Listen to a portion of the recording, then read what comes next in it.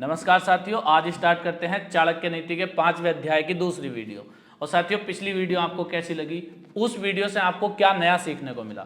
और इस वीडियो का पहले श्लोक में साथियों आचार्य जी ने बताया है, दान दरिद्रता को नष्ट कर देता है, शील स्वभाव से दुखों का नाश हो जाता है, बुद्धि अज्ञान को नष्ट कर देती है तथा भावना से भय का नाश हो जाता है। और अगले श्लोक में साथियों आचार्य जी ने बताया है, काम के समान कोई व्याधि नहीं है, मोह अज्ञान के समान कोई शत्रु नहीं है, क्रोध के समान कोई अग्नि नहीं है तथा ज्ञान के समान कोई सुख नहीं है। जिस तरह साथियों अग्नि किसी वस्तु को जलाकर राख कर देती है, ऐसे ही साथियों क्रोध भी आपके न जाने कितने बड़े बड़े सपने जो आप साकार कर रहे हो, क्रोध की वजह से राख हो सकते हैं। इसलिए साथियों क्रोध नहीं करना चाहिए।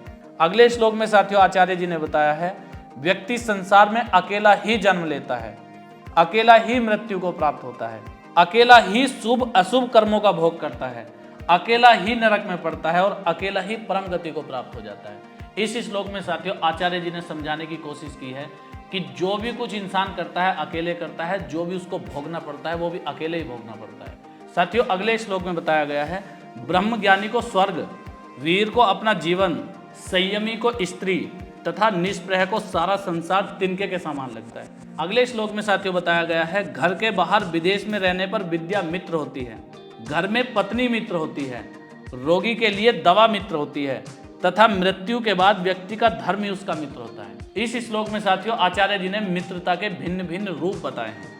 अगले श्लोक में साथियों आचार्य जी ने बताया है, कौन कब बेकार होता है, समुद्र में वर्षा व्यर्थ है, तृप्त को भोजन कराना व्यर्थ है, धनी को दान देना व्यर्थ है। कभी भी धनी इंसान को दान नहीं देना चाहिए, दान उसको देना चाहिए जिसको उसकी जरूरत हो। और दिन में दीपक व्यर्थ है।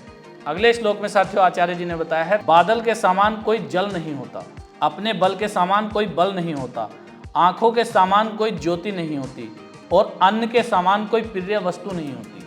अगले श्लोक में साथियों आचार्य जी ने बताया है, निर्धन व्यक्ति धन की कामना करता है और चौपाए अर्थात पशु बोलने की शक्ति चाहते हैं। मनुष्य स्वर्ग की इच्छा रखता है और स्वर्ग में रहने वाले देवता मोक्ष की प्राप्ति करते हैं।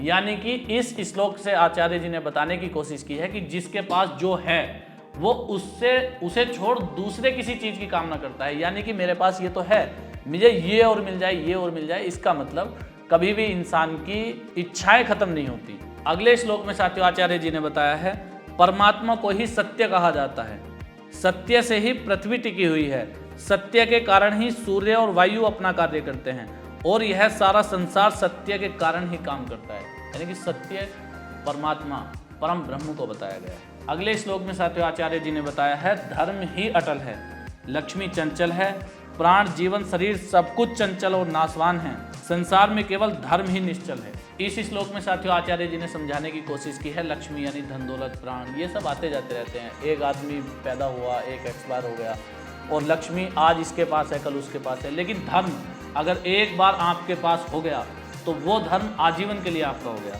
अगला और आज के लास्ट श्लोक में साथियों आचार्य जी ने बताया है, पुरुषों में नाई, पक्षियों में कौवा, चौपायों में सियार तथा स्त्रियों में मलिन धूर्त होती है। मलिन कहते हैं जो साफ स्वच्छ नहीं रहते। एक तो होता है साथियों जो किसी काम काज के चलते नहा धो नहीं पा रहा, एक इंसान ऐसा है फ्री है, कुछ काम भी नहीं है, उसके बाद भी नहीं नहा धो रहा, उसको बोलते हैं मलिन। आज की वीडियो में इतना ही था साथियों। ये वीडियो आपको कैसी लगी, अपना प्यार बनाए रखना। मिलते हैं नेक्स्ट वीडियो में। जय हिंद, जय भारत।